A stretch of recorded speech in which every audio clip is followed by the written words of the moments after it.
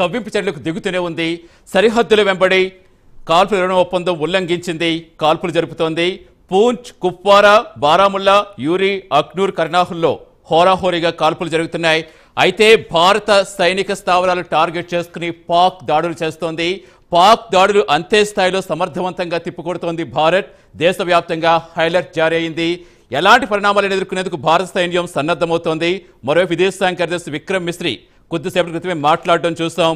పాక్ కవించలు సమర్థవంతంగా తిప్పికొడతామని చెప్పారు.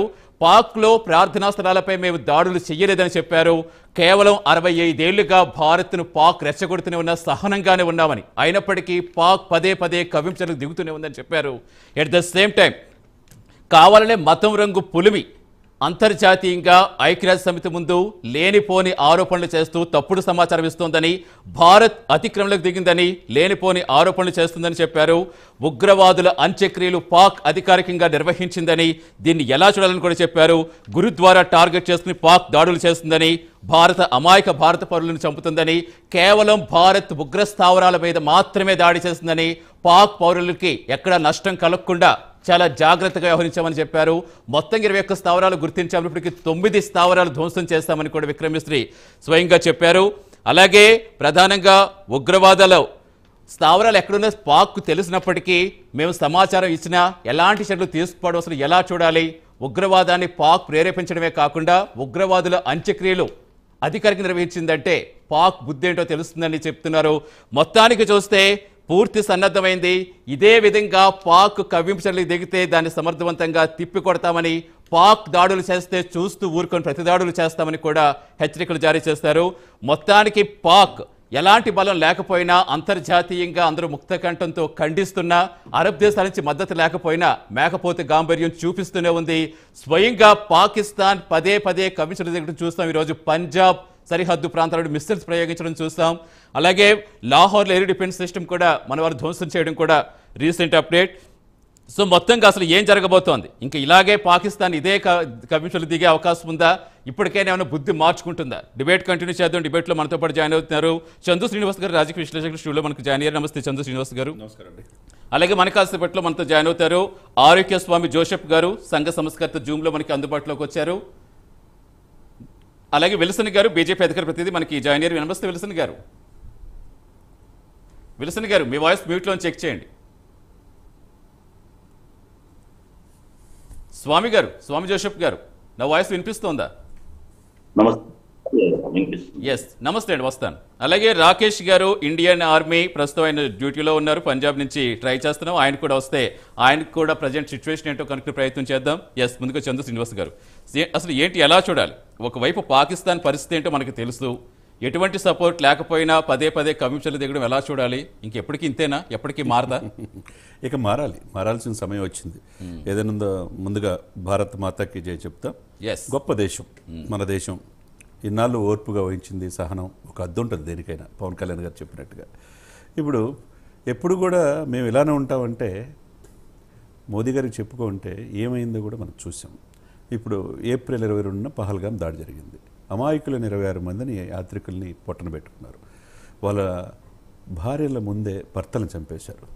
అంటే ఫ్యామిలీ టు ఫ్యామిలీ సేమ్ అదే ఇదిలో 9 స్థావరాల మీద దాడి చేస్తే ఏం జరిగిందో తెలుసు. మసూద్కి ఏమైంది, వాళ్ళ ఫ్యామిలీలో 14 మంది చనిపోయి ఒక్కడే మిగిలాడు. అది ఖచ్చితత్వంతో ఏదో 5 కిలోమీటర్ల దూరంలో ఖచ్చితత్వంతో ఉగ్రస్థావరాలపైన ఎక్కడ ఎలాంటి ఎవరికి నష్టం జరగకుండా, ఎవరికి వాళ్ళకి ఆర్మీ కావచ్చు, వాళ్ళ పౌరులకు కావచ్చు. అంటే చూడండి, ఆపరేషన్ సింధూర్ అని పెట్టారంటే దాని ఎంత దానికి పవిత్రత ఉందో దాన్ని అర్థం చేసుకోవాలి. నుదుటిన సింధూరాన్ని బొట్టును మీరు తీసేశారు కదా, అదే మహిళలు మీరు చెప్పినట్టు ఆపరేషన్ ఇప్పుడు చేసే దీంట్లో, ఇది కండక్ట్ చేసే దాంట్లో కల్నల్ సోఫియా కురేషి ఒక మహిళ, అదే ముస్లిం మహిళ. She belongs to Gujarat. ఆమె 1990 నుంచి కాబూల్లో యుఎన్ దళాలకు కూడా పనిచేసింది. ఆమెను ముందు పెట్టి బ్రీఫింగ్ ఇచ్చారు.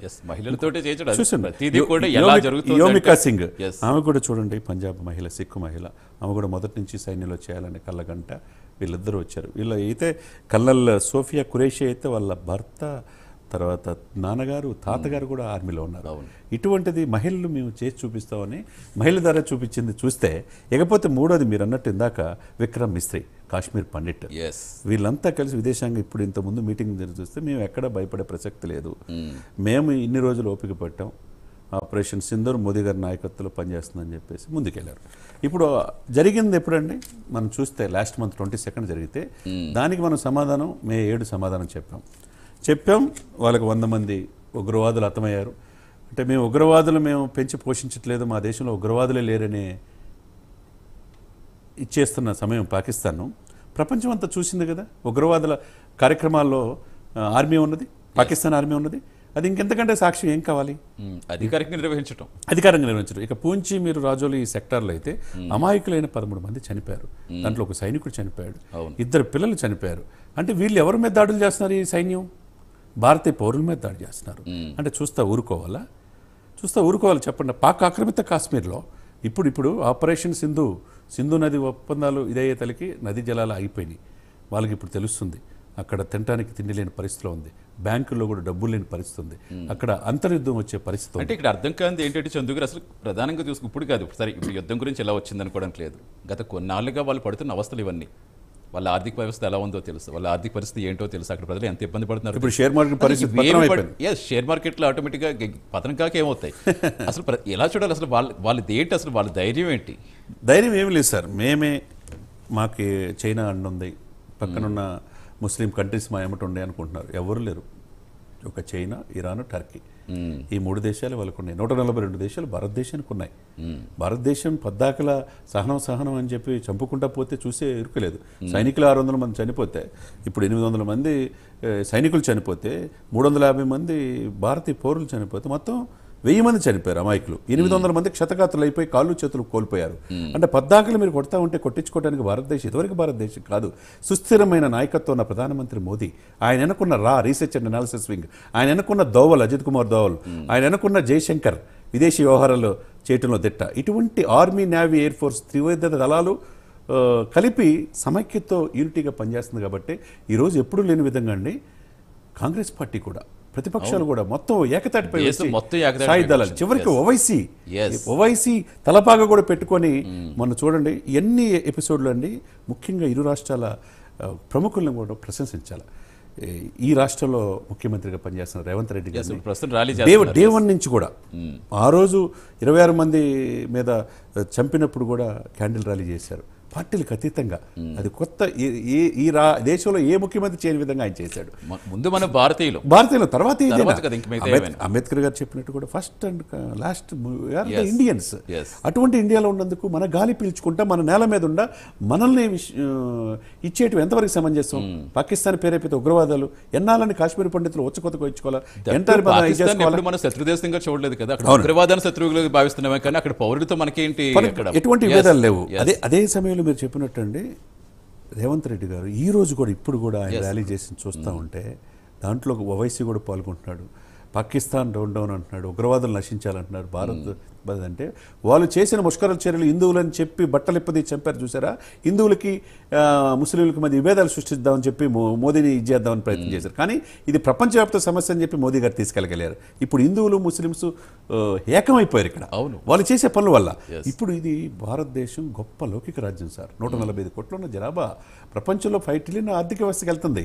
ప్రపంచం అంతా చూపంతా భారతదేశం వైపు చూస్తుంటే మరి నీకు అంత టెక్నాలజీ ఉంది, నా దగ్గర 130 అణుబాంబులు వేస్తామని చెప్పిన అడివి నీ 9 ప్లేస్లో ఏకకాలం 23 నిమిషాల్లో ఆపరేషన్ స్టార్ట్ చేసి తిరిగి వచ్చిందానికి నువ్వేం చేయలేకపోయావే? నువ్వు పని కట్టలేకపోయావే? ప్రపంచంలో ఎవరు కూడా నైట్ పూట 1:46 నిమిషాలకు ఆపరేషన్ చేసిందని ఎవరికన్నా ఉందా? మరి ఆ రోజు 1998లో మే 11, 13 అణు పరీక్షలు జరిపి ప్రపంచానికి మన సత్తా ఏందో చూపించాం రాజస్థాన్ పోఖ్రాన్లో 1998 మే 11, 13.